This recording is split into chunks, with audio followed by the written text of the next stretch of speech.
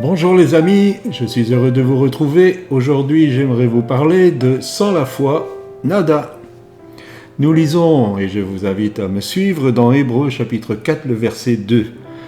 On nous a annoncé la bonne nouvelle comme à nos ancêtres, mais la parole qu'ils ont entendue ne leur a servi à rien.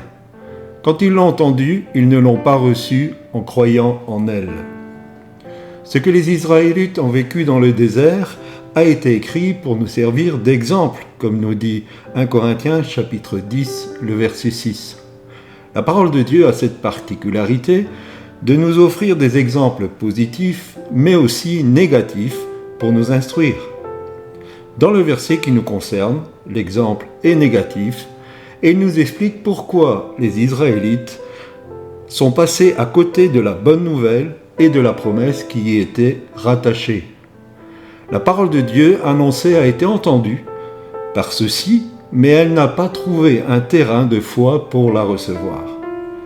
De suite, nous pouvons penser à la semence qui tombe le long du chemin, comme nous l'explique Matthieu chapitre 13. La semence ne peut pas pénétrer le sol, car celui-ci est trop dur. Dans son explication de cette parabole, Jésus explique que celui qui entend ne comprend pas. C'est ce que nous lisons en Matthieu chapitre 13, le verset 19. Ensuite, il est facile pour le diable de détruire cette semence. Mais pourquoi ne la comprend-il pas ? À cause de l'incrédulité. L'incrédulité nous conduit dans l'aveuglement provoqué par le Dieu de ce siècle qui ne veut absolument pas que l'auditeur voie la splendeur de ce message. C'est ce que nous dit 2 Corinthiens chapitre 4, le verset 4. Voilà pourquoi il ne peut comprendre. Il a laissé son cœur s'endurcir par l'incrédulité. Pour en revenir à notre semence, un peu plus loin, l'auteur des Hébreux ajoute « La parole de Dieu entre en nous en profondeur. Elle va jusqu'au fond de notre cœur. » Pour que cela puisse se faire, mes amis, il est impératif de disposer nos cœurs à se laisser pénétrer par celle-ci. Le seul remède à l'incrédulité que je connaisse, c'est la repentance. La repentance dans un cri, comme ce père dont le fils était démonisé.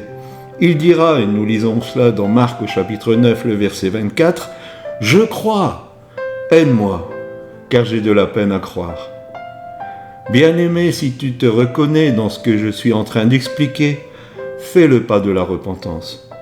Ce serait vraiment dommageable que tu perdes la promesse du repos que le Seigneur te propose. Ma prière est que cette parole pénètre ton cœur jusqu'au plus profond de tes entrailles, avec affection.